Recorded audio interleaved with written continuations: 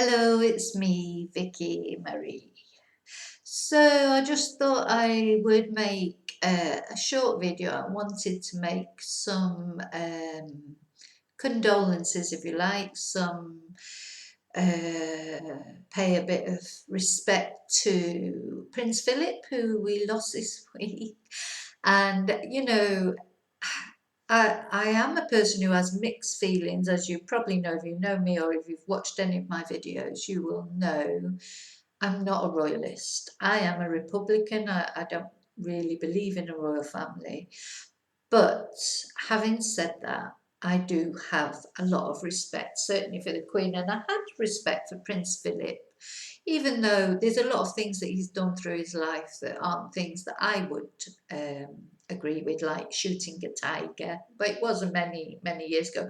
But just hunting in general and those sort of things are not things that I agree with. But I think what you can't take away from Prince Philip is it was a lifetime of service at the side of the Queen. It's not easy being the Queen, and it's not easy being Prince Philip. It's easy in some ways. Obviously, financially, you never have anything to worry about. But you pay a price for that, I think, and I don't underestimate that. I mean, even now, there's the poor Queen at the end of the day who has lost her partner of, I think it's over 75 years.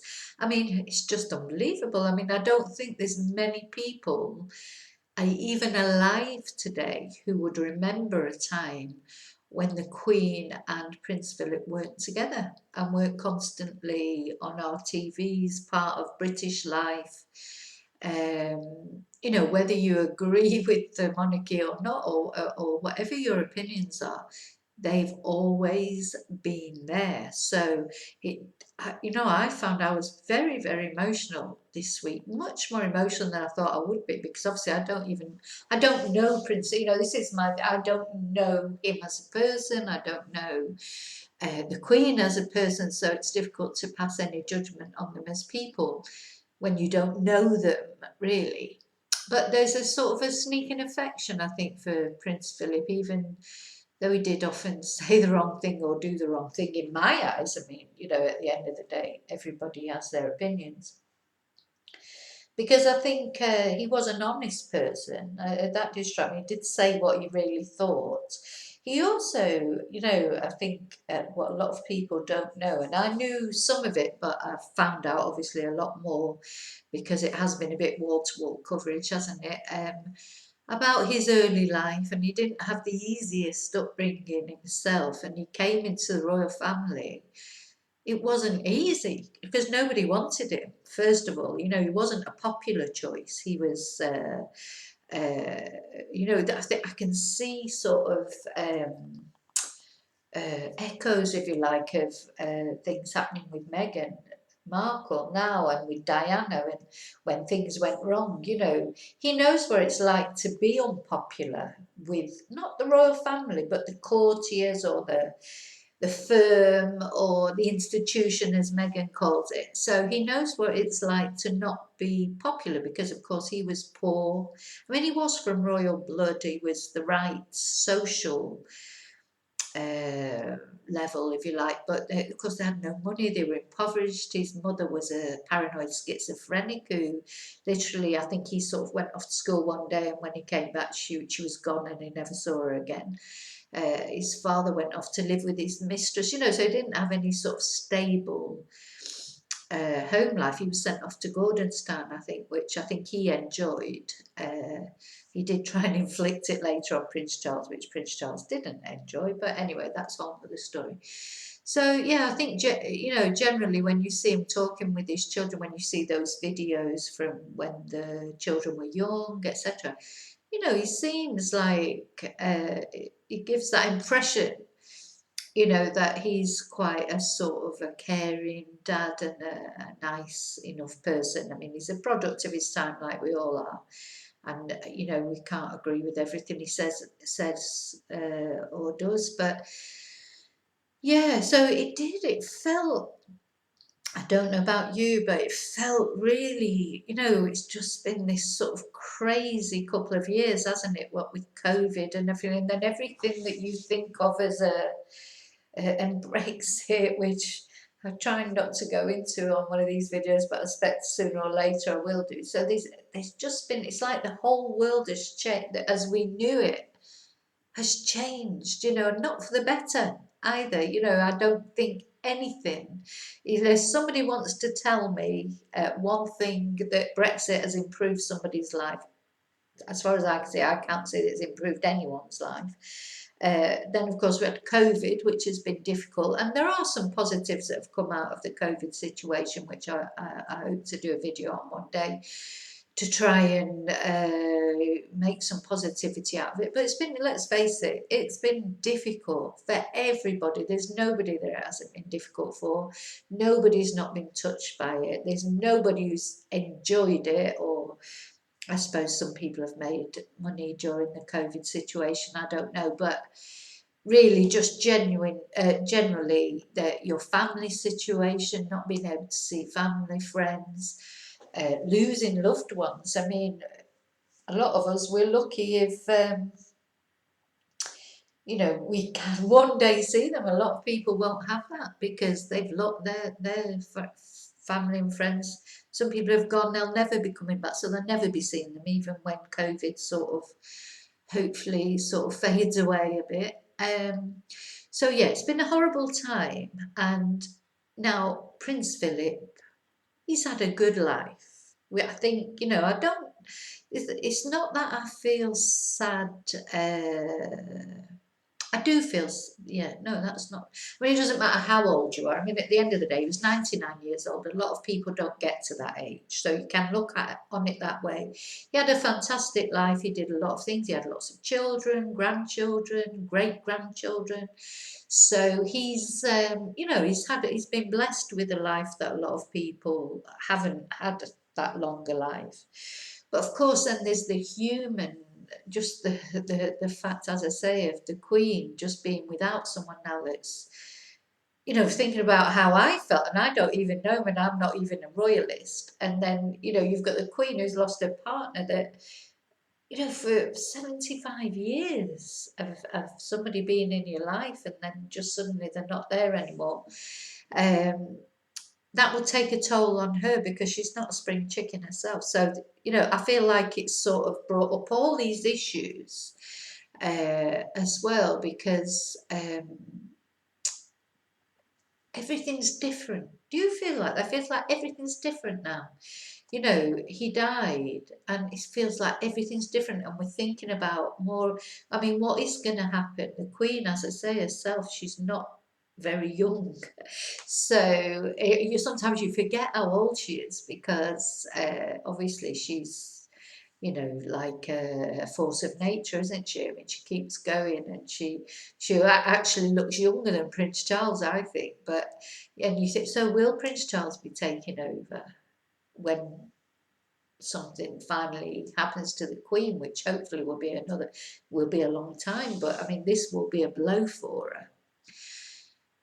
Do we want Prince Charles to take over? Do we even want the monarchy to continue, or should it go to William? Does William want it? I mean, at the end of the day, sometimes I look and I think he must be thinking, do I even really want to do this? It's not the nicest. It's sort of the greatest of jobs in one way, if you like, but the worst in another. So yeah, very, very. It really felt like an end of an era when Prince Philip died, and an end of another era. Because what with Brexit and this, that, and the other, and I feel like the whole world's just being turned upside down. I don't, because as far as Brexit's concerned, I don't even feel proud to be British anymore since Brexit. That's my feeling of it. I find it embarrassing. And, I think the rest of Europe has moved on more or less now. But certainly in the beginning, it was just embarrassing. And now you just think, well, I just feel sorry for everyone who's there. And especially young people who had now have lost their rights to travel freely across Europe. And for anyone who thinks that it hasn't made a difference, it's made a difference. I know for a fact I have students who I do Zoom classes with, who live in the UK, young people who were supposed to be coming to Europe to study as part of their degree. They have to get a visa, for goodness sake, a visa to go to Spain. I mean, it's unbelievable. And so these people that voted for Brexit, and I'm sorry if you were one of them, but what were you thinking? Because for 30 odd years or whatever you've had, or longer, you've had freedom of movement across Europe, and you have now taken that away from your own children and your own grandchildren and your own great grandchildren. Why did you do that? Anyway, I don't know. Maybe you'll let me know. Because, and what I'd really like to know more than anything is if anyone can actually tell me one positive thing that's come out of it so far. And Prince Philip, of course, he was an immigrant. He's Greek. Most of the royal family aren't even British, but there you go. We won't go into that. But Prince Philip certainly, he came, he adopted British nationality, but he wasn't British. I don't know. I don't know what it is about Britain why we don't feel European, because I do. I mean, obviously, I live in Spain, but I say obviously a lot of people who live in Spain voted for Brexit or agree with Brexit. That I really don't understand. And now I think they'll be realising that it was probably a mistake because they've just made their own lives difficult as well. But good, but they've made my life difficult, and not only mine, but a lot of other people's. So anyway, I'm waffling on a bit, which I always do. I know. I'm sorry about that, because this was really supposed to be about Prince Philip. Yeah, a big loss, I think, for Britain this week. Another blow. To me, it's another blow to Britain. It's another way that what we think of as the good things about being British, the things I was always proud of being British. It's like another thing that's gone. And believe me, the royal family isn't one of the things I feel proud of. So, yeah, the royal family has the modernisation that the royal family has done is because of Philip. So that's something that I hold him in high regard for, because he did try to because he knew, and he said that if to be a monarchy, you're a monarchy by consent. If the people decide they don't want you anymore, there's no use for you. So you have to try and move with the times. And I think the Queen has found that difficult. And that's probably more to do with her, her own personality. He was a different personality, and her own upbringing, he had a different upbringing. And I think he was a positive force on the monarchy in general. And now he's gone. And I think it's very sad for them as a family, on a personal level, of course. To lose a member of your family is horrible, but I think for Britain it's a very sad time as well, because it's as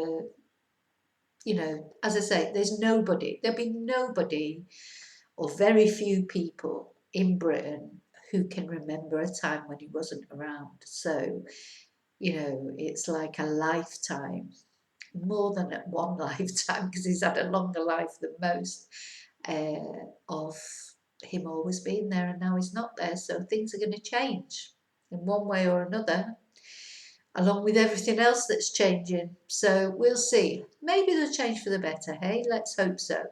So we hope for some positivity. But I just want to finish this then, by saying I'm so sorry for the Queen and all the family and everything. It must be awful what they're waking up to. And of course, they can't grieve in private, really. And they've got so many other things going on, what with the Meghan and Harry and Prince Andrew. I mean, is he going to go to the funeral? I don't think so. Well, I suppose he will have to go. But, they've got all that. So the Queen hasn't had the best year again. So, yeah, I do feel, I send all my condolences to her, and I do really feel for her and all the family. So, okay, what do you think? What did you think about Philip? Did you like him? You know, he was a little bit of a Marmite figure. Some people didn't like him. And I think in my eyes, he's someone that I shouldn't like, but I do like him. Does that make sense? Because I don't believe in hunting, I don't believe in the royal family. But I had a sort of a grudging respect for Philip because I think, well, I think he was a hard worker. I think you've got to respect anyone who works hard and who tries hard, even if you don't always agree with what they say or what they do.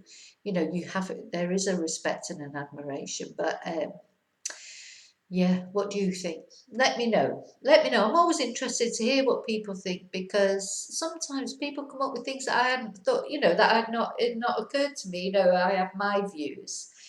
We all have our views. And sometimes somebody will say something to you and say, oh, but what? And you go, oh, gosh, I didn't even think about that, or that never even occurred to me. So I'm always like to hear other people's views because debate and talking about things in a grown up adult way, even with Brexit. If you can think of something positive about Brexit, please let me know because I would love to hear it. Okay, so thank you. May your God go with you. Have a good day. And you know, my next video on this channel, which was going to be this video until Prince Philip died, which changed it, I'm going to be looking at a serial killer. It's just totally random, isn't it? How I go from lemons to Prince Philip and now another serial killer. Oh, I'll say another serial killer. Chris Watts, of course, the family annihilator. He wasn't a serial killer. I'm going to look at serial killer Ted Bundy, who just I find quite fascinating. Again, what I find fascinating is this psychological thing of these people who just walk around in normal life and people think they're great people, and then it turns out that they're actually doing all these horrible things and nobody can believe it. So that'll be my next video, Ted Bundy. Won't be a cheerful subject, but I think it'd be interesting. Okay, so may your God go with you. Take care. See you real soon in the next video.